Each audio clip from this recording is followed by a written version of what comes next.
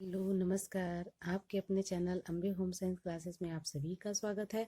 तो आज का हमारा टॉपिक है रसोई घर की व्यवस्था, देखरेख तथा सफाई। ये जो टॉपिक है ये कक्षा 6, 7, 8, 9, 10 टीजीटी पीजीटी एलटी ग्रेड की जो भी तैयारी कर रही हैं उन सब के लिए बहुत ही इम्पोर्टेंट टॉपिक है। छोटा है पर महत्वपूर्ण है, क्योंकि इससे भी प्रश्न पूछे जाते हैं। तो आइए मैं आप लोगों को बताती हूँ, कुछ मैं महत्वपूर्ण प्रश्न लेके आई हूँ, उन्हें देख लेते हैं हम लोग।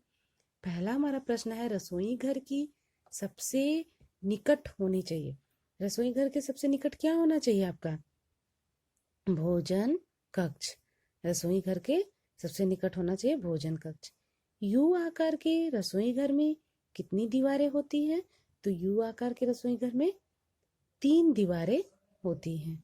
तीसरा प्रश्न हमारा है, एल आकार के रसोई घर में कितनी दीवारें होती हैं? तो एल आकार में 2 दीवारें होती हैं। चौथा प्रश्न है, चीनी मिट्टी के बर्तन के दाग साफ करने के लिए क्या प्रयुक्त होता है? तो सिरका। क्या प्रयुक्त होता है? सिरका। पांचवा प्रश्न है, किस विधि से भोजन पकाने पर पोषक तत्व नष्ट नहीं होते हैं? तो भाप में पकाकर, भाप के द्वारा जो भी हम भोजन पकाते हैं उसके सारे पोषक तत्व विद्यमान रहते हैं, पोषक तत्व नष्ट नहीं होते हैं। छठवां प्रश्न है, हैदराबादी चूल्हा किस आकार का होता है? तो हैदराबादी चूल्हा जो होता है वो एल आकार का होता है। सातवां प्रश्न है, दालों के डिब्बे साफ करना उदाहरण है, किसका उदाहरण है? मासिक सफाई, वार्षिक सफाई या फिर साप्ताहिक? तो क्या है? साप्ताहिक सफाई। आठवां प्रश्न है, खड़े होकर भोजन पकाने की कौन कौन सी शैली है? तो खड़े होकर भोजन पकाने की 2 शैली, विदेशी शैली और पाश्चात्य शैली। विदेशी शैली यानी जो हम खड़े होकर भोजन पकाते हैं, और पाश्चात्य शैली बैठकर। 9वां प्रश्न है, कोयले की अंगीठी का उपयोग कहाँ कहाँ होता है? तो कोयले की अंगीठी का उपयोग घरों में, होटलों में तथा रेस्तराओं में होता है। 10वां प्रश्न है, आदर्श रसोई घर क्या है? तो आदर्श रसोई घर क्या है? रसोई घर स्वच्छ, सुव्यवस्थित एवं हवादार होना चाहिए। रसोई घर में प्राकृतिक एवं कृत्रिम दोनों प्रकार के प्रकाश की व्यवस्था होनी चाहिए। रसोई घर का आकार पर्याप्त बड़ा होना चाहिए। 11वां प्रश्न है, आकार के अनुसार रसोई घर के विभिन्न प्रकारों का नाम लिखिए। तो यू आकार का होता है जिसमें 3 दीवारें होती हैं, एल आकार का होता है जिसमें 2 दीवारें होती हैं, और एक दीवार का रसोई घर होता है, फिर 2 दीवार वाला रसोई घर होता है। अब एक प्रश्न है, गैस का चूल्हा प्रयोग करते समय किन किन बातों पर ध्यान रखना आवश्यक है? तो गैस का चूल्हा वर्तमान समय में भोजन पकाने का सर्वोत्तम साधन है। यह अन्य ईंधनों से सस्ता एवं सुविधाजनक है। ये तो सत्य बात है कि पहले लोग चूल्हे पे ही भोजन पकाते थे और उन्हें चूल्हे पर का ही भोजन स्वादिष्ट लगता था, क्योंकि जब वो गैस चूल्हे पर का भोजन खाने लगे तो किसी किसी को गैस की प्रॉब्लम या फिर किसी को स्वाद का अंतर ये सब लगने लगा। लेकिन जब एक बार औरतों को चूल्हे की बजाय गैस चूल्हे की आदत हो गई तो फिर उन्हें चूल्हे पर भोजन पकाने में बहुत ही असुविधा होने लगी। और अभी नरेंद्र मोदी जी ने यह जो निःशुल्क गैस वितरण करना शुरू किया, उजाला वाला, क्योंकि जो चूल्हे पे हम भोजन पकाते हैं उससे जो धुएं निकलते हैं वो हमारे वातावरण को दूषित कर रहे थे। इस वजह से हर घर में गैस चूल्हा उपलब्ध हो गया है। तो अभी हमें यह भी ध्यान रखना चाहिए कि गैस चूल्हा जब हम यूज कर रहे हैं तो हमें क्या क्या सावधानियां बरतनी चाहिए। तो सबसे पहले, गैस एक अति ज्वलनशील ईंधन है, अतः सदैव माचिस की तीली जलाने के बाद ही गैस की नॉब को ऑन करना चाहिए। ये नहीं कि गैस की नॉब को ऑन कर दे और फिर उसके बाद माचिस ढूंढने लगे या लाइटर ढूंढने लगे, उसके बाद फिर गैस को चालू करे। तो ऐसा नहीं करना चाहिए। दूसरा है, गैस प्रयोग करने के पश्चात सिलेंडर में लगे रेगुलेटर की नाब को बंद कर देना चाहिए। जब गैस का यूज ना हो, खाना बन जाए तो हमेशा रेगुलेटर की नाब को बंद कर देना चाहिए। तीसरा है, यदि गैस की गंध आ रही है तो तुरंत सिलेंडर पर लगे रेगुलेटर की नाब बंद कर दे तथा खिड़की और दरवाजे खोल दे। बिजली का स्विच ऑन ऑफ ना करें। खिड़की और दरवाजे खुलने से क्या होता है, हवा बाहर निकलने लगती, तो उसके साथ साथ गैस भी बाहर निकल जाता है, जिससे खतरा होने की संभावना कम हो जाती है। चौथा है, किसी भी गैस सिलेंडर को तिरछा या लिटाकर ना रखें। गैस सिलेंडर के निकट जलती हुई अंगीठी आदि ना रखें।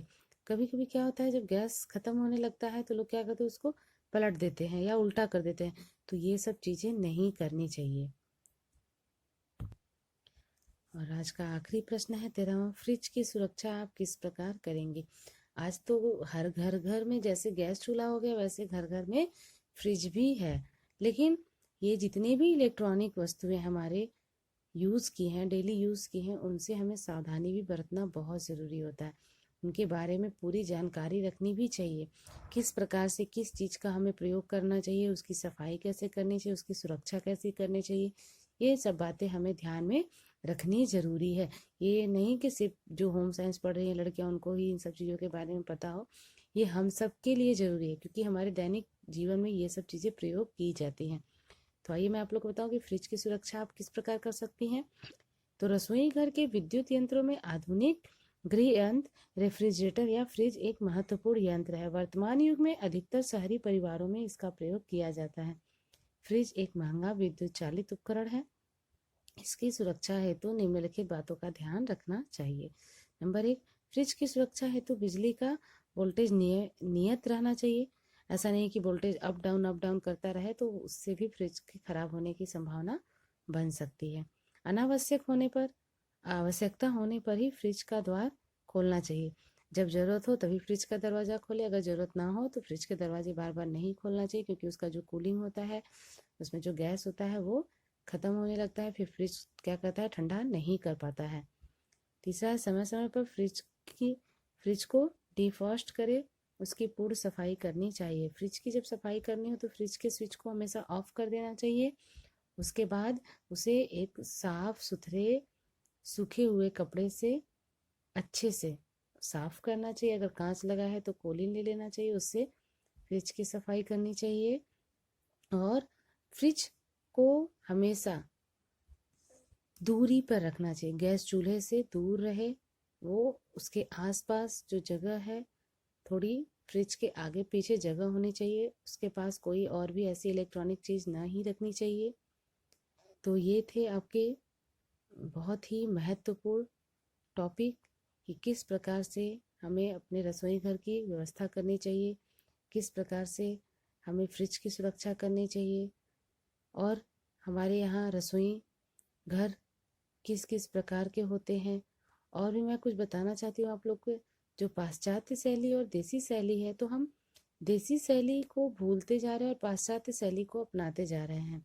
ज़्यादातर कभी कभी ऑब्जेक्टिव में यह प्रश्न पूछ देता है कि खड़े होकर खाना और खड़े होकर खाना परोसने वाली विधि को क्या कहते हैं। तो आप सब जानते हैं, अभी उसे कहते हैं बुफे सिस्टम, ठीक है, या बफर सिस्टम। तो और भी मैं आप लोगों के लिए बहुत ही महत्वपूर्ण टॉपिक लेके आऊँगी जो आपके बोर्ड एग्ज़ाम में आने की संभावना है। तो वीडियो को ध्यान से देखिए। अगर वीडियो पसंद आए तो लाइक करिए, सब्सक्राइब करिए। धन्यवाद।